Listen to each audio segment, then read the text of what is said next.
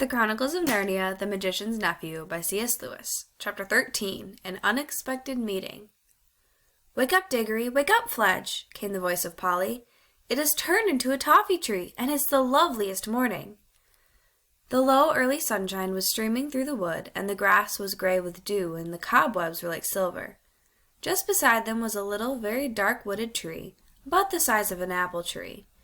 The leaves were whitish and rather papery, like the herb called honesty, and it was loaded with little brown fruits that looked rather like dates. "Hurrah!" said Diggory, "but I'm going to have a dip first." He rushed through a flowering thicket or two down to the river's edge. Have you ever bathed in a mountain river that is running in shallow cataracts over red and blue and yellow stones with the sun on it? It is as good as the sea, in some ways almost better. Of course, he had to dress again without drying, but it was well worth it.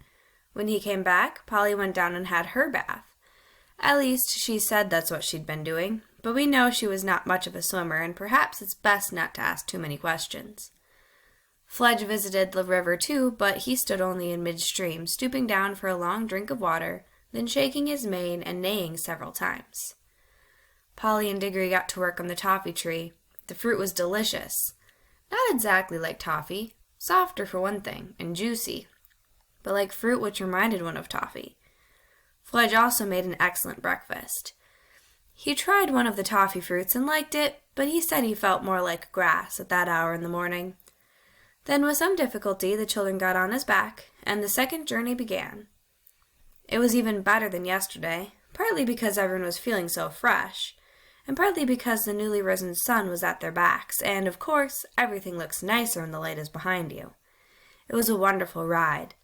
The big snowy mountains rose above them in every direction. The valleys far beneath them were so green, and all the streams which tumbled down from the glaciers into the main river were so blue, that it was like flying over gigantic pieces of jewelry. They would have liked this part of the adventure to go on longer than it did, but quite soon they were all sniffling the air and saying, "What is it? Do you smell something? And where's it coming from?" For a heavenly smell, warm and golden, as if from all the most delicious fruits and flowers of the world, was coming up to them from somewhere ahead. "It's coming from that valley with the lake in it," said Fledge.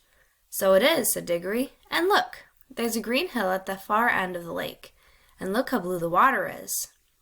"It must be the place," said all three. Fledge came lower and lower in wide circles. The icy peaks rose up higher and higher above. The air came up warmer and sweeter every moment, so sweet that it almost brought the tears to your eyes. Fledge was now gliding with his wings spread out motionless on each side, and his hooves pawing for the ground. The steep green hill was rushing towards him. A moment later he alighted on its slope a little awkwardly. The children rolled off, fell without hurting themselves in the warm, fine grass, and stood up panting a little. They were 3/4 of the way up the hill, and set out at once to climb to the top. I don't think Fledge could have managed this without his wings to balance him, and to give him the help of a flutter now and then. All round the very top of the hill ran a high wall of green turf. Inside the wall, trees were growing. Their branches hung out over the wall, their leaves showed not only green, but also blue and silver when the wind stirred them. When the travelers reached the top, they walked nearly all the way around it, outside the green wall, before they found the gates, high gates of gold, fast shut, facing due east. Up till now, I think Fledge and Polly had the idea that they would go in with Diggory, but they thought so no longer. You never saw such a place which was so obviously private. You could see at a glance that it belonged to someone else. Only a fool would dream of going in unless he had been sent there on very special business. Diggory himself understood at once that the others wouldn't and couldn't come in with him. He went forward to the gates alone. When he had come close up to them, he saw the words written on gold with silver letters, something like this: "Come in by the gold gates or not at all. Take of my fruit for others, or forbear. For those who steal or those who climb my wall shall find their heart's desire and find despair." "Take of my fruit for others," said Diggory to himself. "Well, that's what I'm going to do. It means I mustn't eat any myself, I suppose. I don't know what all that jaw in the last line is about. Come in by the gold gates? Well, who'd want to climb a wall if he could get in by a gate? But how did the gates open? He laid his hand on them, and instantly they swung apart, opening inwards, turning on their hinges without the least noise. Now that he could see into the place, it looked more private than ever. He went in very solemnly, looking about him. Everything was very quiet inside. Even the fountain which rose near the middle of the garden made only the faintest sound. The lovely smell was all around him. It was a happy place, but very serious. He knew which was the right tree at once, partly because it stood in the very center, and partly because the great silver apples with which it was loaded shone so, and cast a light of their own down on the shadowy places where the sunlight did not reach. He walked straight across to it, picked an apple, and put it in the breast pocket of his Norfolk jacket. But he couldn't help looking at it and smelling it before he put it away. It would have been better if he had not. A terrible thirst and hunger came over him, and a longing to taste that fruit. He put it hastily into his pocket, but there were plenty of others. Could it be wrong to taste one? After all, he thought, the notice on the gate might not have been exactly an order. It might have been only a piece of advice. And who cares about advice? Or even if it were an order, would he be disobeying it by eating an apple? He had already obeyed the part about taking one for others.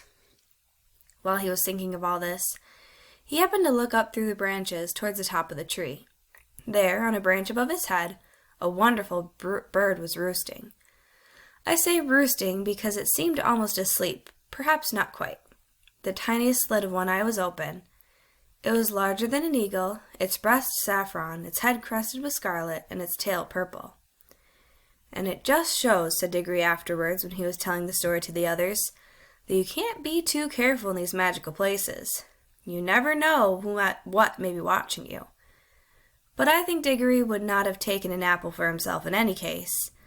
Things like do not steal were, I think, hammered into boys' heads a good deal harder in those days than they are now.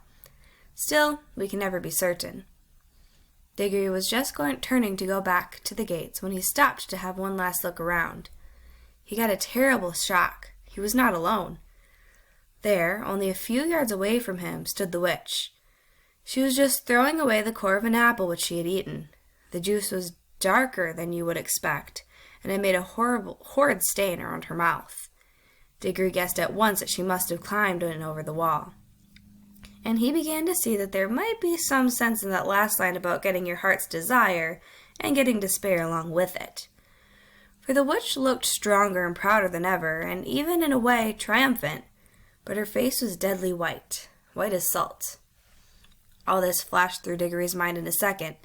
Then he took to his heels and ran for the gates as hard as he could pelt, the witch after him. As soon as he was out, the gates closed behind him of their own accord.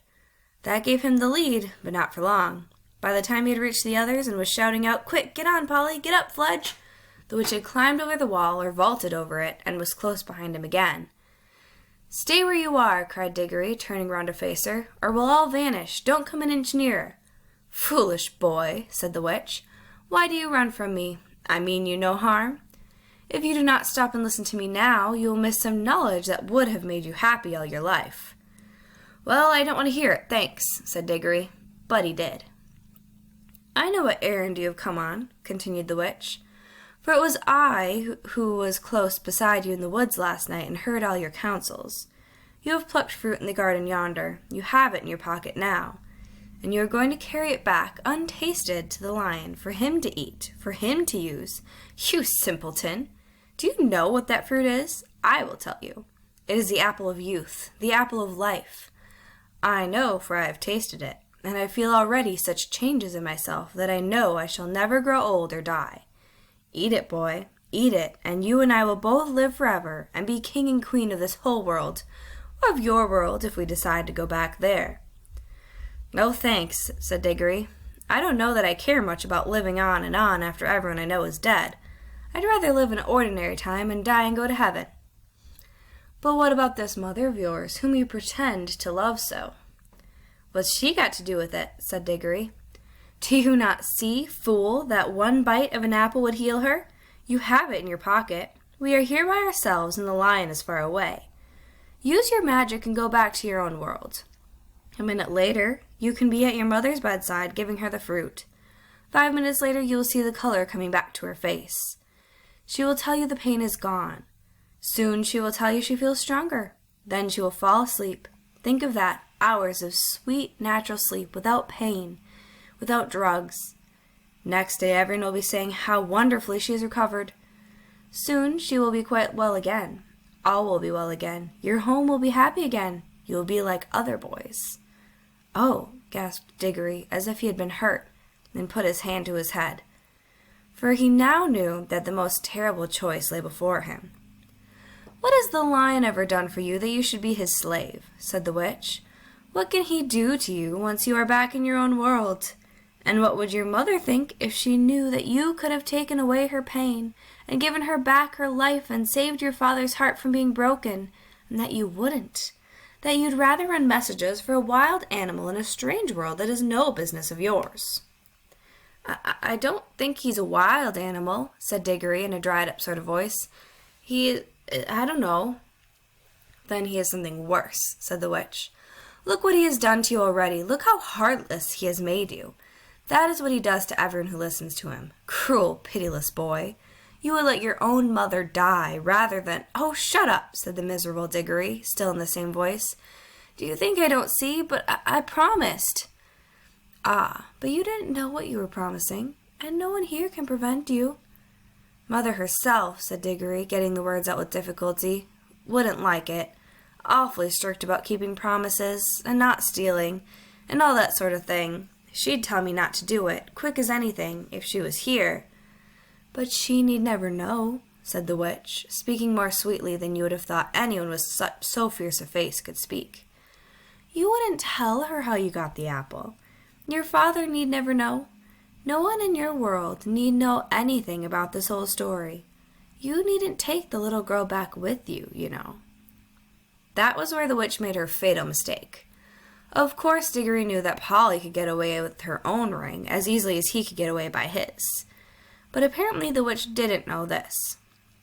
And the meanness of the suggestion that he could leave Polly behind suddenly made all the other things the witch had been saying to him sound false and hollow. And even in the midst of all his misery, his head suddenly cleared, and he said in a different and much louder voice, "Look here, where are you coming out into all this? Why are you so precious fond of my mother all of a sudden? What's it got to do with you? What's your game?"